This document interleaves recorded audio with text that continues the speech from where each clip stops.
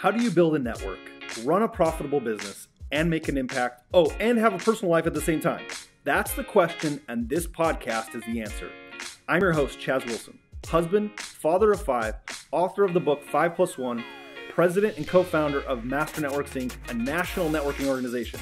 Look, each week I bring you successful entrepreneurs who will share success strategies of how to effectively build a network, add valuable wisdom to your journey, and help you succeed. Welcome to Connect, Share, and Prosper. All right, everybody, welcome to Connect, Share, Prosper. I am super excited for this episode. I believe it's episode 51 of Connect, Share, Prosper, and I'm super excited today because for those of you following and have been listening and know that Connect is coming up, we're privileged today to have one of our keynote speakers, somebody which I'll tell the story in a second, but I was super excited to have be part of Connect. And so welcome Carrie Wilkerson to Connect, Share, Prosper. Hey, thanks for having me. Yes, so excited. So we want to hear so much about who you are, what you're doing, how you're building your tribe. So give a little sneak peek there of what some of the things I want to talk about. But for our listeners, I want to tell you about how I first learned of you, Carrie. And I don't know if I've ever shared, like we haven't had a lot of time, so this will be kind of fun. Our audience will get to see us kind of discover some things together. So kind of fun. But I became aware of you with this right here. Woohoo! Yes. I was asking Sarah, who's worked with me for 7 years. I said, do you remember when I got this? What year was it? Because I think you wrote this in 2011? 11, Yeah, which is the same year we launched Master Networks, 2011. And I read your book and was so impressed with it. And so you've kind of been on my radar for quite some time. And so I want to learn about this and how this came about. But before we get to all that, what I want to know is who is Carrie Wilkerson before you were Carrie Wilkerson, if you know what I mean? Like, before everyone knows, Carrie Wilkerson takes the stage, like. Right, who was I before that? Yeah. Yeah, the truth is I was really the same girl. I mean, and after the book, I'm the same girl. I'm sitting here legit barefoot in my home office in Texas. We're both in Texas. Having my coffee, working with my laptop, and that's who I have been for about almost 22 years now. Wow. So I was a high school teacher and I loved it and I was really good at it, if I do say so myself.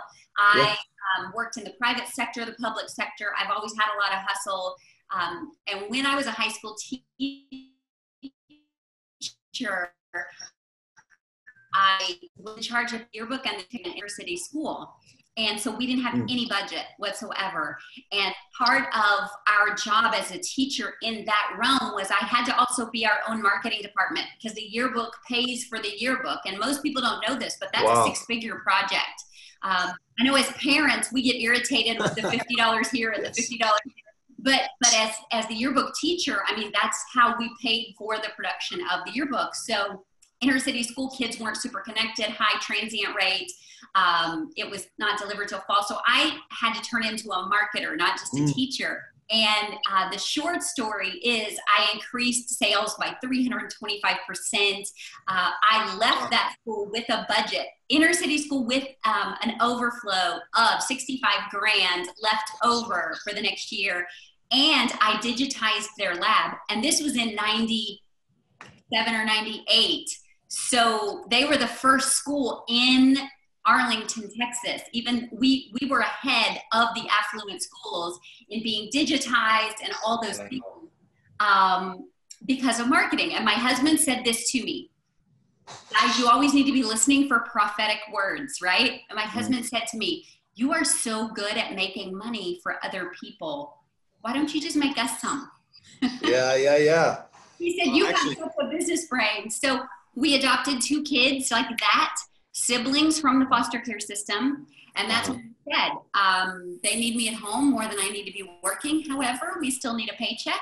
This is all in my book. We need a paycheck. So I created a business from home. So I'm basically still the same girl, getting my coffee, checking into my laptop, love it, hustling at home so that I can be here for my kids. And 21 years and 4 kids later, I'm still the same girl. And you know this, I'm the same on stage as I am off stage, as I am in the neighborhood. I mean, I am just me. There has not been any huge change of who was she then, who is she now.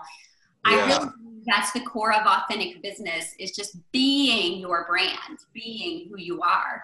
And so that's— I think, Carrie, by the way, I think that's what, for me, and I know for Corey, when we met you, I think that was the thing really attractive for us when we do business with people, when we connect with people, is we've had both, like, and I know you've seen it too, right? There's the stage presence. I mean, listen, you get on stage, I think it was hard for me when I first learned and I watched masters at this, like, yeah, your storytelling, maybe you're a little more exaggerated at times, as you tell a story, but they're the same person. It's the same person. And that's what we really were like, wow, we are really excited about what you're doing and the mission you're on because of that same feeling. But you just told the story. There's like so much to unpack from that, but I loved.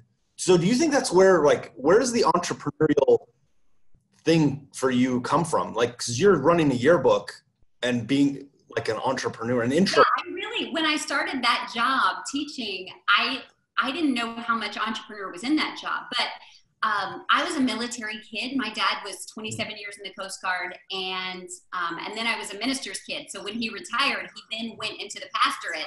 So both very high-paying professions, right? So right. I grew up in a family of not much. Yeah. There was always more month than money. And so really where my hustle comes from is that I was a fundraiser early on. If I was going to go on school trips, if I was going to put gas in the car, if I was going to do things, I really did have to work for it. But because I was so involved in the arts, I'm a trained musician and actress.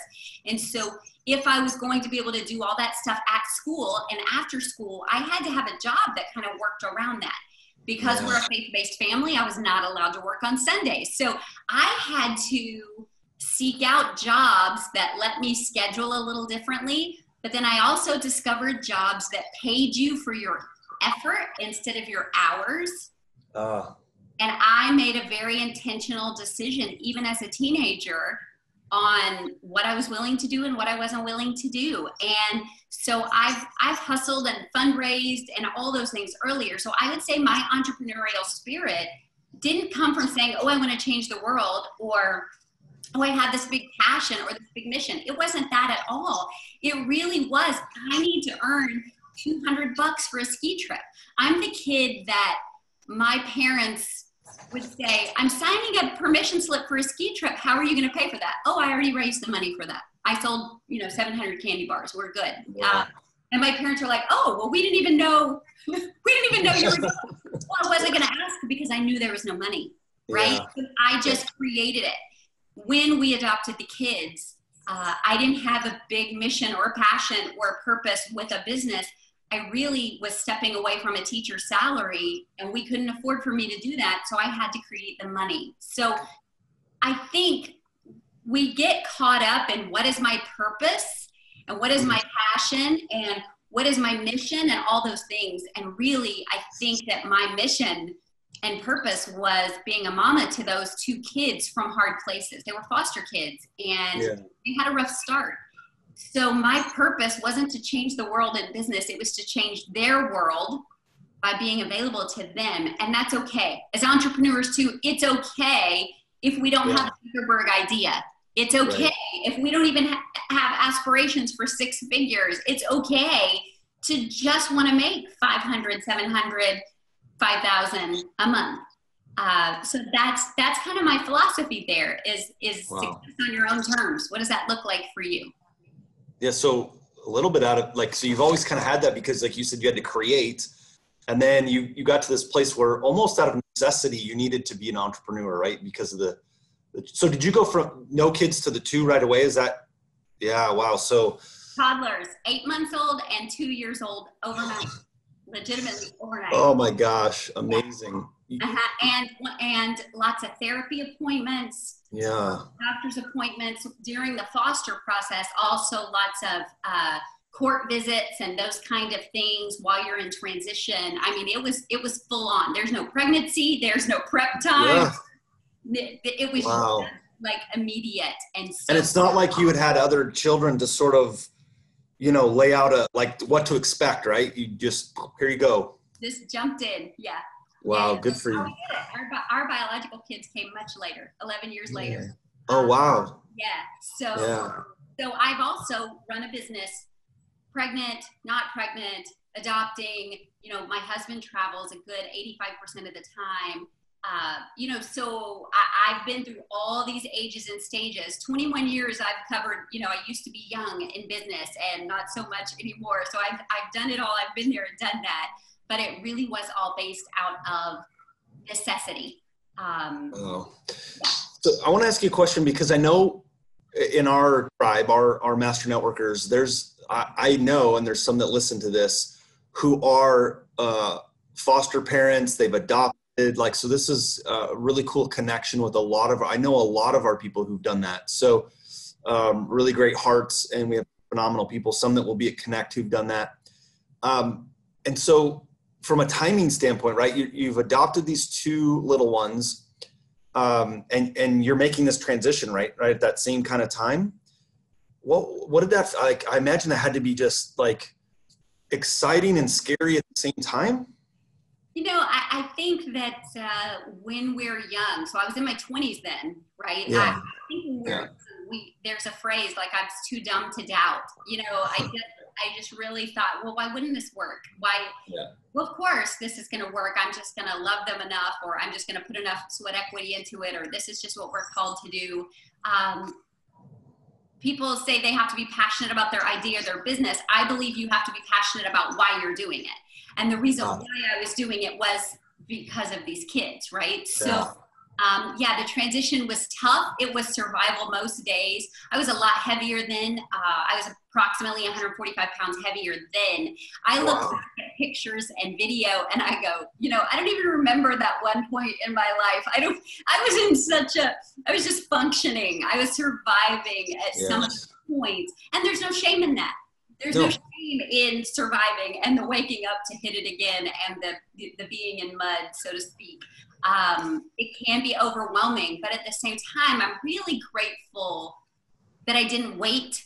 A lot of people, especially women, I'm going to say women, especially if there's another income in the house, we tend to say, oh, I'll wait till the kids start school, or, oh, I'll wait until I feel on top of this, or, oh, you know what, if I had waited, I would still be waiting, because my oldest son, he was the oldest when we adopted, he has permanent brain damage. If I had waited, everything was okay with Mark, I would still be waiting, because he's going to be dependent on us the rest of his life, and he's now 23 years old. So if I had waited until all the kids were out of the house, I would still be waiting, because we then had two surprise biological kids, and I have an elementary school kid still. So we've got to stop waiting. We've got to say, it may not be perfect. It may not look like, what the magazines say it should be or what Chaz says it should be, but we're just going to do what we can now and function now. And I'm so glad I didn't wait. 21 years later, and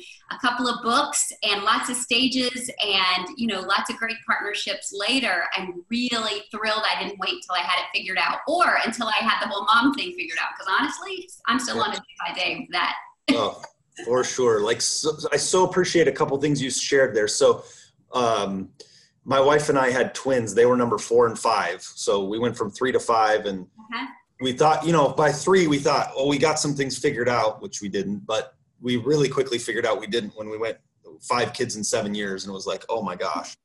But that first year with the twins was survival. And I think the set is really powerful, because we have a tremendous amount of mothers and single mothers, and we have a handful of single fathers that are entrepreneurs that are raising children and doing this in the struggle. And I think when you said there's no shame in the survival, really hit me, because I think there was a part of us for a while that was like, we see other people and they seem to have it together and they seem to be doing it with all these kids or whatever they were doing. And it's like, we're just like, can we get through today? Like, how are we going to get through today? Because she was back to work, working nights. I'm working during the day. Somebody's up with the kids all the time. Like, it was just painful. So I appreciate that statement of like, yeah, like there's no shame in that survival. There's just stages of life sometimes. And there's no shame in not loving your business every day. Yeah. There's no shame in that. You don't have to love it or be passionate about it every single day. You know, if we felt that way about marriage, you know, most of us, we don't wake up every day like crazy in the honeymoon phase, right? But you make a choice to stay or not. And so, and I'm not shaming divorce. I'm absolutely not. There are, of course, 100,000 reasons that things can go wrong. But in our business, we wake up and go, oh, I'm not passionate about that today. Maybe I should sell my business. Stop it. Sometimes we just have to survive, and it's okay to just make money sometimes. And spend your emotional energy on your family and your kids, right? So I look now, a young mom said to me the other day, she brings my daughter home, my youngest home, one day a week for me. And my daughter is 11, right? So to me, she's the baby. Right. This family has a third grader, a kindergartner, and a 4-year-old. Right. And so she's a big kid to those girls. So she was telling them about her morning routine, Lily was. And she's like, well, yeah, my alarm goes off. My alarm goes off at such and such time. And then I get up and I fix my breakfast and I pack my lunch or whatever. And this mom, she's telling me this story and she's in tears. She's like, oh, she wakes herself up and dresses herself. And I said, listen, I've been doing this 21 years. It's my turn. Right. Yeah. I can do this. It'll be your turn at some point, but I did all those years of all those things. I totally get it. But it was so funny to me, the perspective of she's just like, ooh, someday maybe my kids will wake themselves up, or, oh, someday I won't have to be putting their shoes and socks on them. Yeah. So it's okay to be surviving and just paying the bills at some point. Isn't it? It's okay to be pouring your energy and attention into twins and getting them to a stage. You know, I always say about kids that are really close together, because mine are 19 months apart, the older two. Yeah. I always encourage moms when I'm out that have kids real close together. Listen, hang in there until the youngest one is about 3.5. And then the momentum kind of grows and they help each other, right? Here, let me tie your shoes. Here, oh, look, let me adjust this for you. Oh, can you help her reach the, just hang in there until the youngest one. And that's okay. There's no shame in the hanging in there in your business or in your family until we get to a new season. It doesn't mean we have to say, oh, I'm going to quit my business. It's just too much. It's too whatever. We've got it as entrepreneurs. This is a new kind of kick I'm on. We need to embrace the fact that our business can be flexible, but it should not be optional. Oh, so good. I'm gonna write that down. Just keep going on that. Well, let me go back and say, yes, it can be flexible. We can sometimes work in the middle of the night if we need to. We can sometimes get up early and do that if we need to. Or do a weekend if we need to. There's no shame in that.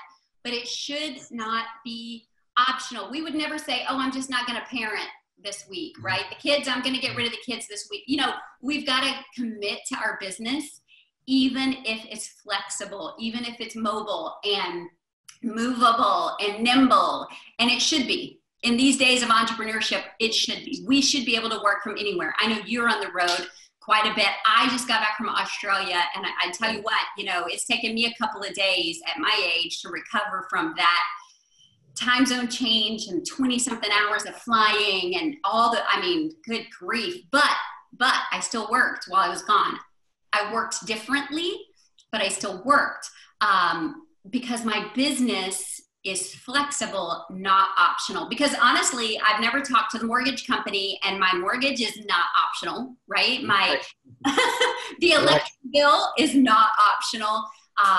And I will say, let me go ahead and clarify for anybody listening or watching.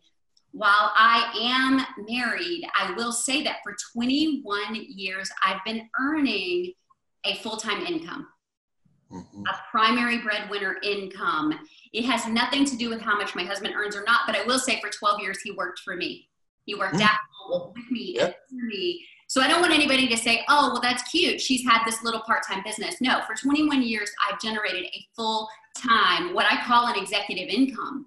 Good for you. My brand comes from, right? The Barefoot Executive. And now we've moved into the executive income formula and the executive inner circle and all those things, because you should be able to create an executive income, but it cannot be optional.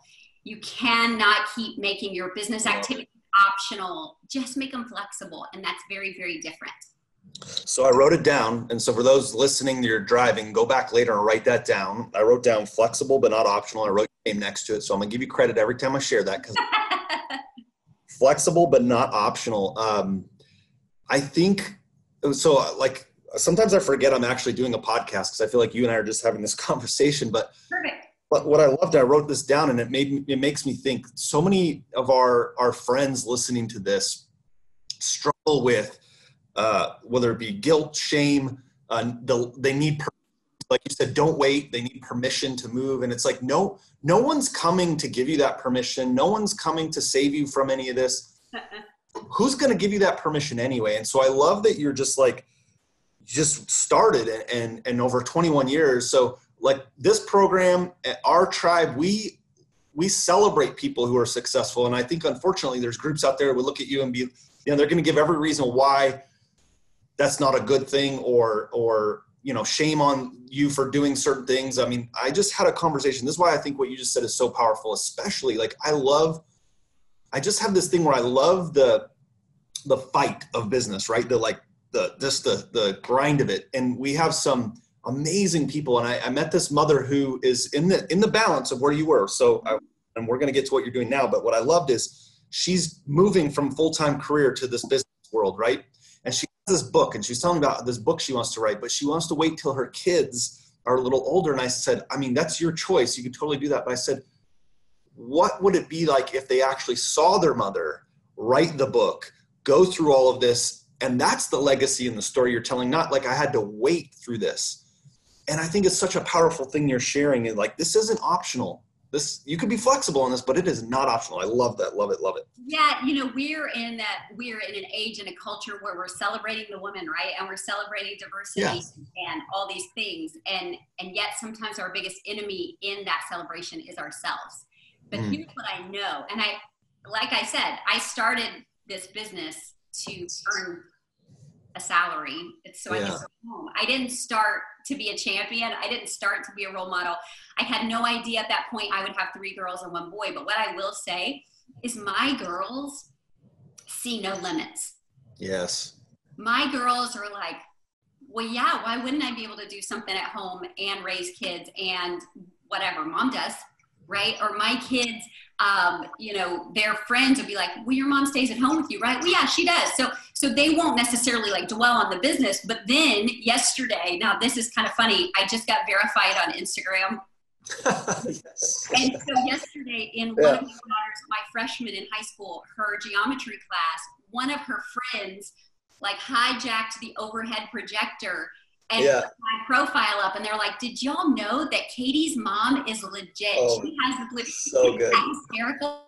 So my kids have this tremendous pride in me. Yes. And my kids are like, well, of course you can do that. You can do anything. Well, of course my mom's in Australia. She'll say, oh, I can't this week because my mom's in Australia. So blah, blah, blah. And her friends are like, wait, what? What's your mom? What's she doing? Yeah, she's in Australia this week. She'll be back in a few days. Right. So my kids see my kids meet other entrepreneurial men and women, people of every color, shape, size, background, age, and they go, well, of course that's possible. And so how do I even quantify that financially? I just go, I have blown every limit for my girls. They don't see any limitations, any boxes, any ceilings. Is that part of your why? It is now. Yeah. That's the other thing I want people to hear is what your why is right now might be different in 2 years or 3 years. My why has evolved 4 or 5 times, and there's no shame in that either. It should evolve. It should change. My why was being home with preschool kids. And then my why became retiring my husband from a volatile career where he was. So he actually was home with us until the youngest went into 1st grade. He was home during that early childhood stage for all 4 of our kids. What other kids get to say that about their dad? He was on PTA. He was the field trip dad. He was that guy. My kids have such a great, strong, and I had no idea when I started a business that would ever be possible, right? I just wanted to earn like $800 a month. So your why should evolve and your why should change. And my why now is, yes, role modeling for girls is powerful, is strong for other women. Yes, because if I can influence mamas, I get to influence the whole family, right? Good. That's strong. If you influence the family, then you're changing neighborhoods and you're changing the polls and you're changing the world, honestly. So would I have ever said I was a world changer? No, I just wanted to change my house, right? But now my why has grown. Yeah, so of course, oh, people write books. That's what they do. Oh, people stand on stages. Oh, people, do whatever. Yeah. Of course, my mom knows a mountain climber. Of course, she knows somebody that flies a fighter jet, blah, blah, blah. Yeah. Because they just really don't see any limits. And they also don't see that you have to wait to have it. So I think as women and moms, we have to stop thinking that building a business is that something for us or a luxury for us. It really can be very strong and powerful for your kids, not only to give them options in what you are able to afford, but also to role model for them what they can achieve and how they can create their life too. I mean, don't wait. Do now. Study with them in your lap, work with them, next to you. There's no shame. They're going to need therapy anyway. No matter what we do, they're going to need therapy anyway. We're going to mess them up no matter what. So we might as well also be pursuing this at the same time. Stop waiting. Because I love this. At the speed that business changes and at the speed that culture changes, everything will look radically different in 3 or 4 years. Anyway. So when I started my business, this was not even possible. This was very still Jetsons, like the thought that we could do video conferencing affordably. I started my business with dial-up internet, if you can even believe it, right? Yeah, right. And so things change, so stop waiting. And this is where the tough love comes in. Yeah. If you really have a message or a solution, or you can help other people, why would you be selfish and keep that to yourself? So good. Stop it. Stop that mess. I mean, just help other people, even one at a time. You don't have to be a millionaire. You can help one person at a time. You can fix one thing at a time. There's case study after case study after case study about that. We've got to stop waiting and thinking this is a luxury. You could really be solving some amazing things for people. And in my case, with my special needs son, we had no idea when I started my business that he had special needs. And so as that evolved and grew, we had no idea that at some point that would be $5,000 a month in tuition and therapy and treatments and those kind of things. So how many people watching or listening could just pick up a $5,000 a month option and say, this is what we need to do for his safest and best life? That's most people's salary, right? After taxes and interest and all that salary. But because we were in business, we were able to say, okay, what does this make possible? How do we create this? And if I had talked myself out of being in business until the kids were older, he would not have had some of the same opportunities for improvement and enrichment in his best life that he's had. So, wow, so amazing. Like, I feel like this podcast is probably going to be a 2-part series because I haven't asked you like a third of the questions I was going to ask you yet. So, I feel like you've used the word create several times, where like, I think that's the thing entrepreneurs do is they create, like they look at the problem and they go, how do I create a solution versus who's going to come help me figure this out. Right. And so amazing. All the things that you've accomplished in that, like just really powerful. And I love that you're legitimately Instagram verified, that your daughter like is proud of that. My son this weekend, one of my little twins, I heard my voice playing upstairs and I walked up there and he was watching our YouTube channel and he was listening to stuff. And now his big kick is he thinks what I do is I'm a YouTuber just because he found me on YouTube. Right. So you are. Yeah. Be a YouTuber like you. No, son, that's like, go for it. But that's not what I'm doing. Right. So except that you kind of are, right? I know, but so the 11-year-old, there'll be a conversation in class and somebody will say, does anybody know anybody famous? Or do you know anybody blah, blah, blah. And my daughter always is like, your mom's not famous. Google her. Google me. Yeah, right. And they can Google her and find me. And then they're like, she has a book. She has a whatever. My kids are like, yeah, that's just what we do. That's what our people do, right?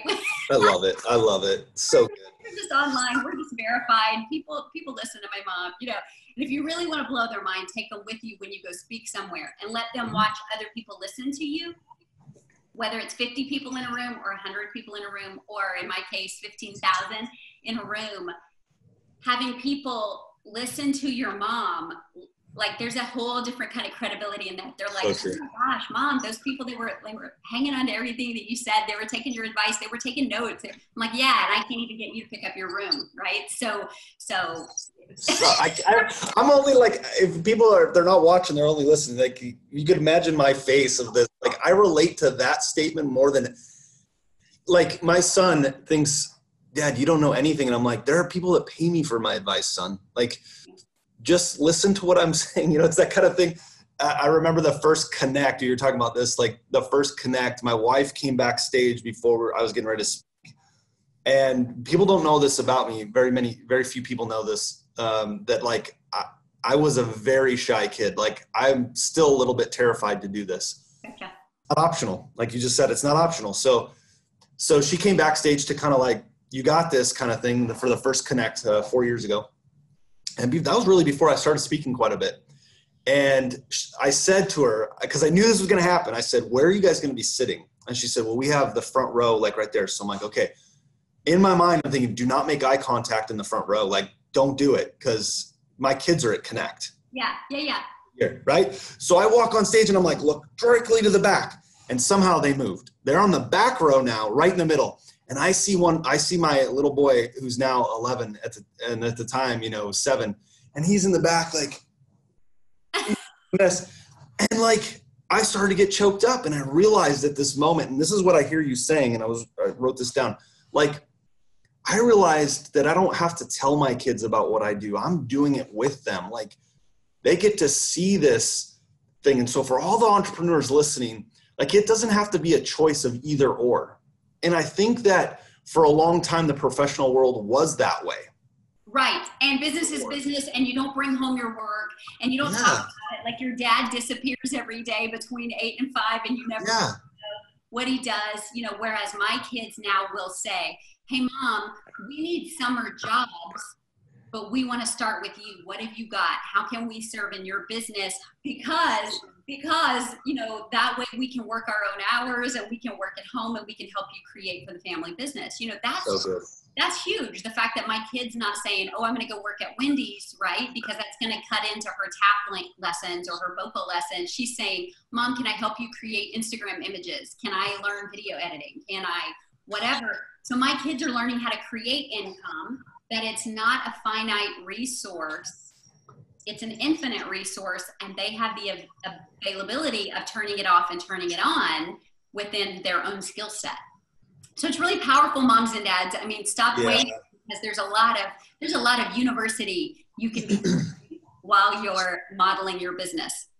Master's level, right at the home. Like, what a great thing. This is why I think you're a great human, Carrie. I just think you're a great person. So let's transition a little bit. Let's tell the audience a little bit about what you're doing right now. I know this is one of the books, Barefoot Executive, and while you're getting that kind of prepped in your mind, I want to tell everyone how this came about, because this is a powerful skill. It's a lost skill. Speaking of teaching our kids, this to me is a lost skill of networking and connecting with people and building a network of people. But I do this thing, and the great Chet Holmes taught this about the Dream 100 is what he called it. Yep. Building out a list of people. I don't know if you're familiar with that, but ultimate sales machine. Ultimate sales machine, right? So, and a lot of people have taken it. Dana Derricks, Russell Brunson. A lot of people have taken this to a different level now. But like, it's something I've used for a long time. And what's interesting is I always make this list of people. Like I read a book and I'm like, man, that really connected with me. I write their name down, and I have in my office over here on the back of the door, I have those big stickies, and I have just lists of people. And sometimes those names will sit there for 2 or 3 years and they don't really do anything, but I just physically put their names on a list. And I may have shared this with you, but your name's been on that list for a while. Like just something like at some point, I hope our lives cross and that kind of thing. Right. And this happens to me. I am not a very like foo like thing, and like how things, like I'm very strategic and analytical. And so your name's on there, and we get invited to a business conference, and we go the first day. It was okay.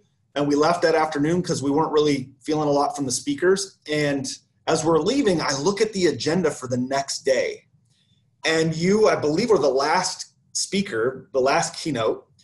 And I said, yes, or, you know, so, and I'm watching, and I'm looking at this. I said, Corey, my COO, I said, Corey, that's Carrie Wilkerson. And he didn't make the connection of what I meant. And I was like, she's been on my list for. She's on the door. Yeah, she's like on the door. It's like years, and she's going to be here speaking. And I'm like, I just like, we're going to come back. And so we came back, and I was standing in the back of the room, just stretching. And like, I was just struggling to connect with some of the things going on. And so I was in the back, and you walked in the back, and we just, you know, I know you're getting ready to speak. I do that too. So I didn't want to like, you know, mess anything that was, you're getting in your space. And so I just introduced myself. And then I said to Corey, the room was kind of like the numbers had kind of dwindled. And I said, Corey, I kind of feel bad. So like, we're going to be those people that I look for. We're going to go sit in the front. We're going to laugh at every joke. We're going to smile. We're going to like give you that energy. And then your plane got delayed and all that. So because you were back to vacation, and we were able to connect. And I just tell the audience this because I want my Master Networks people, and those listening may not be familiar, or people that are listening because they know you.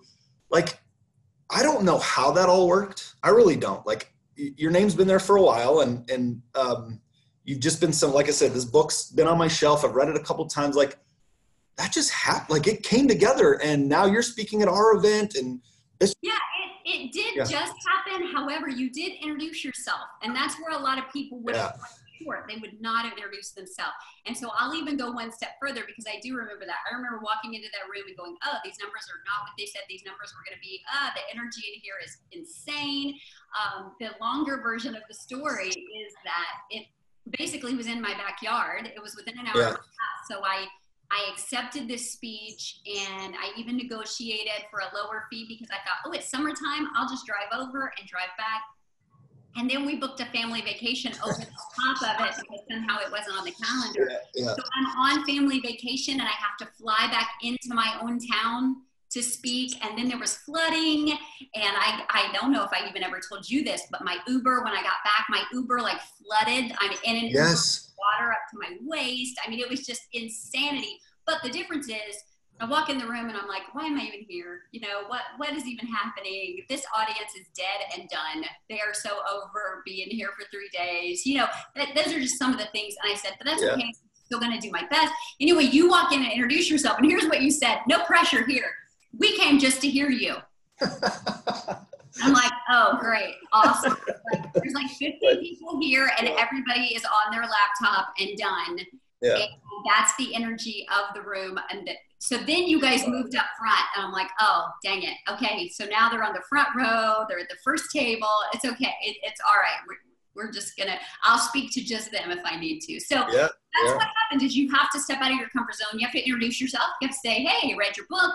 And I tell you, as an author, we never get tired of hearing that. That always still is so honoring when somebody says, oh my gosh, I've read your book, or oh my gosh, I followed your work, or, you know, I'm a parent too, and what you said really resonated with me. I mean, that never gets old.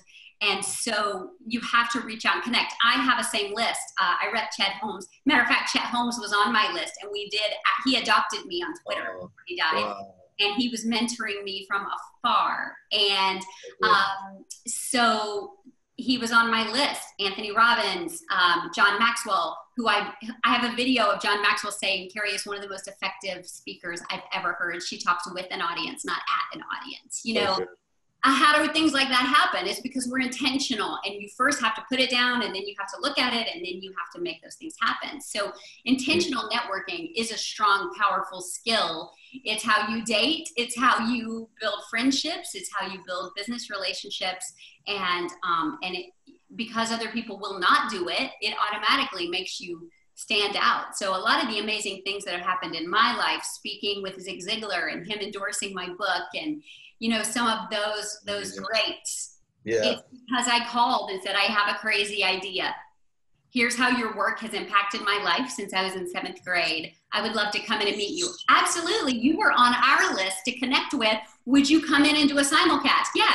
So the Ziglars and I are very close now. The the Maxwell Company, I helped them with a launch. Because of that launch that I helped them with, when I was in Australia, somebody said, hey, I heard you helped with such and such.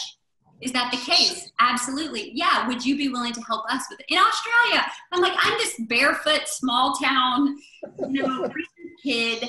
And in Australia, they know my name. I mean, it's so a little bizarre, but it's because of relationship and connection. And I was just a mom who just needed to make some extra money, right? So that's the difference in flexible and optional. My business is flexible, but it's not optional. And so I've also stepped into some uncomfortable places, being willing to stretch and grow and introduce myself to people, risking them going, so what? Who cares who you are, right? But it's okay. Yeah. That's okay, right. Because you never know unless you ask. And I'm just going to add one other thing, and I want to ask you a question. So I do find, though, and you probably found this to be true, that a lot of these people that, and it took me a while to figure this out, but a lot of the people who have written books or speak on stages, most of them, I would say 90% of them, like, are very approachable. And I always had this in my mind, like, I can't talk to these people, or I'm just somebody else or whatever. And like, most of them are just real people doing real things, trying to make a real impact. And if people don't connect with them, they can't make the impact they want to make. Right. I would say this. I would say that I have this rare quality that I don't get starstruck. I don't get starstruck because I recognize people are just people, right? Yes. They're dealing with the same hormones. They're dealing with the same kid issues. Yes. They're dealing with, I mean, if anything brings that to light, this whole scandal, this whole college scandal of people paying to get their kids into school, they are struggling with feeling like their kids aren't good enough or inadequate or whatever. They're all struggling with the same things we are. And just like with John Maxwell, I don't get starstruck. I can respect somebody's body of work. I can respect what they've done, but to be starstruck is unfair to people, and that's when people start to let you down. When you put them on this crazy pedestal, we are just humans. Please say hello. Now, if I'm at an event and I'm speaking and I'm rushing from place to place, I might have to say, I'm sorry, I can't visit right now. Please stop me at lunch, or please, but it doesn't mean I'm being a diva. It really does mean I'm either having to preserve my voice or my energy or whatever. But I totally get it. I have found that some of the biggest names are the most approachable and the most open to talking about their work. The ones, it's almost like old money versus new money, right? The people that are genuinely wealthy are people that don't have money hangups. The people that are so busy proving that they can afford things, just like experts that are trying to prove their expertise, those tend to be the most diva-ish or unapproachable because they're trying to create a persona. So I'm not saying there aren't some of those people. There are some of those people who are very different on stage and off stage and very different, very unapproachable. But the majority of people are just humans, and they love that you honor their work. They love that you respect. And if you quote, now don't BS them. Don't say, oh, I love your work, when you don't have anything, you don't know anything about your work. Right. You say, oh my gosh, that story in your book about blah, blah, blah.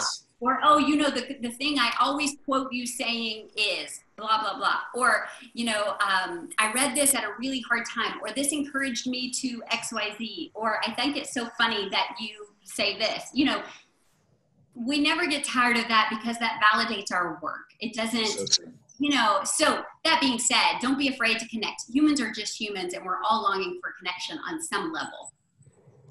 Well, connection feels natural with you. Like, I think that's what makes you a great business person, because you make it feel like you're just that natural, even though I know you've worked at it. So let's kind of wrap with this. Tell everyone what you're up to, what you're working on. How can our audience connect with you? How can we support the mission you're out there doing? Like, tell us a little bit about that. Yeah, I would say, when you say connection is natural, maybe I have an advantage because my dad was military. So I had to move a lot, and I had to make myself relevant quickly. I had to build relationships quickly and often. And then as a preacher's kid, I was kind of always making sure everybody was happy and meeting the people that came in and watching my dad, who was very shy by nature, speak on stage every week, multiple times a week, and connecting and caring about people. So maybe that's my advantage, is that that was a skill set I had to create. Also, as being obese for so much of my life, I had to be personable, I would say, to compensate for anything image-wise that people were judging me about. But what I will say is that if you just listen to people or show people that you care, there's automatic connection there. It's not rocket science. But I kind of appointed myself as a big sister in business. You know, I'm going to fuss at you a little. I'm going to encourage you a lot. I'm going to, you know, make you own your mess, and then teach you what I've learned. I'm not going to teach you philosophy or what I haven't done, but I'm also in the trenches doing it too. So that's part of probably my secret in connecting, is that I don't think I'm better than everybody else. I just know that I'm an average next door, you know, girl that walks out to get my mail in my robe sometimes, like everybody else does, right? Right. What I'm up to now, that's an interesting question. So I am, The Barefoot Executive is a brand and was the first book. We've kind of evolved beyond that. We do still have the executive brand, so everything is now kind of rebranded. Carrie Wilkerson is the overarching brand because I'm speaking so much now. I am working on, because of my son's brain damage and because of Alzheimer's in our family and my fascination with brain research, we are incorporating neuroscience into what we talk about and do now. The why behind your why, the why you're wired, the wiring behind changing your habits, the wiring behind why I connect so naturally and other people struggle with that. So I am incorporating like actual science into personal development, which is kind of cool. And I'm excited about that. How to leverage your own personal neuroscience, as well as the neuroscience of the people that you work with, into leadership and influence. So we're moving into a leadership space, a leadership and influence space. And that's kind of exciting, and a whole different level of credibility there with that. So the next book has some neuroscience behind it. It's why it's taken longer to come out, because when I got ready to release it, I went, it still needs something. And it was science. I wanted to put the brain behind the heart too. So I'm pretty excited about that. I'm working on that. I'm also working at connecting, you know, my clients with a monthly program that we're doing now, where we're actually mailing out books every month, like mini books for implementation in their business. So digestible implementation and tactics in their business. We're going back to hard mail. We're going back to like physical instead of just online. Yes, online, and that model of learning is very important, but we also need to not overlook the tactical and the tangible. And so I'm working on rolling that out right now as well. And as I just mentioned, I just got back from Australia, and I was actually there to attend a workshop. Like I was going to be totally on the down low and incognito and learning. And that didn't work. There were people in the room that had read my book. Now, this was kind of interesting. There was only 20 people at this workshop. It was a very intimate workshop. And there were, you know, approximately 15% of the room was like, are you the same Carrie Wilkerson that wrote the book? And then there was somebody else that said, oh, I saw you speak in the Philippines. Like, how random is that? I saw you speak in the Philippines 2 years ago. Yeah. And so it really is kind of amazing. But that being said, the people hosting the workshop, they're on to me now, and they're like, oh, you did such and such for so-and-so. Would you help us launch that? So I do some consulting on the side in addition to what I do with end users. It's important to me not to be a guru or thought leader that's just leading from behind the typewriter. I like to keep my hands in the bread dough, so to speak. I like to stay in the lab and keep doing as well as teaching, because that's where I stay on top of things. So I've not moved to just researcher. I am actually still a practitioner as well. So I have a lot of those things. In addition to one of my adopted kids, she graduates from university in May, which is very exciting. And then I have a high schooler and also at elementary. So when I say I'm a full-time mom in the trenches, I absolutely am. I do not have a full-time staff. I have somebody that helps me pick them up in the afternoons, and that's about it for staff. So I am a full-time mom. It's my best and fullest career and the most fulfilling. But I do a couple of other things too. I do, some of that income earning too. Just a few. It's flexible, but it's not optional. So, but I will say, here's one thing that I've done for this year. I think it's really important to see what's working, what's not working. Last year, I did a lot of weekend speaking. I did a couple of tours. And the reason I did that was because my husband travels during the week. So logistically, it made a lot of sense. Right? We could tag team and do that.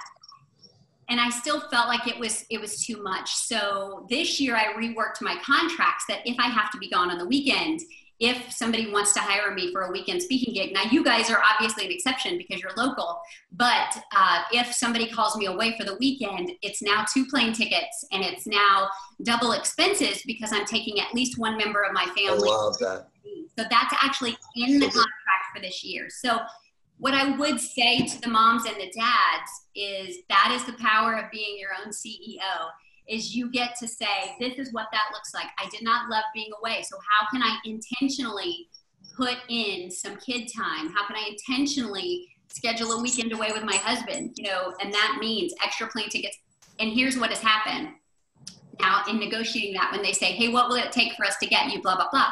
Now in the conversation I say, that's 2 plane tickets and that's, 2 sets of meals, etc. Because when I'm required to speak on the weekend, I always take a family member with me so that I can honor my values and my priorities. I have not had 1 ounce of pushback. Here's what they say. I believe it.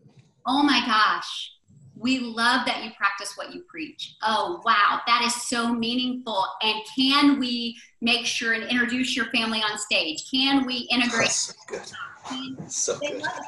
They love it. And so I think sometimes we have this fear of, oh, if I put that in place, I'm not going to be as in demand or whatever.